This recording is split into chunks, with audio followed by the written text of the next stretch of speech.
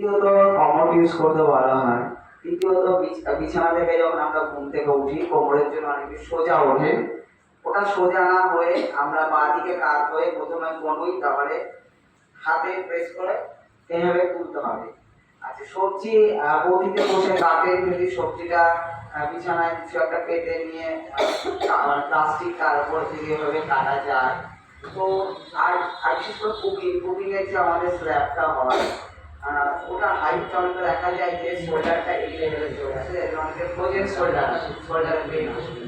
তো সেক্ষেত্রে স্ল্যাবের হাইটটা হতে হবে 2 ফিট, তারপরে 6 ইঞ্চি চলে যাবে আপনার হলো গ্যাস ওভেন, তারপর কড়াই। তো আলটিমেটলি হাতে যেন 90 ডিগ্রিতে আসে। 90 ডিগ্রিতে যদি আমরা কেউ কুকিং করি সেক্ষেত্রে শোল্ডার পেন হবে না। তো এইগুলো ছোট্ট কিছু টিপস, আর যেগুলো ওঠা বসার মাধ্যমে করতে হবে। আর একটা হচ্ছে হাঁটা। হাঁটাটা শরীরের জন্য খুব ভালো। যদি কারোর হাঁটুতে ব্যথা আসে, অনেকে দেখা যায় দুলতে দুলতে হাঁটে, হাঁটাটা আমি দেখাতে পারি, কিন্তু খুব বাজে লাগবে যারা এইভাবে হাঁটেন তারা হাঁটতে পারে।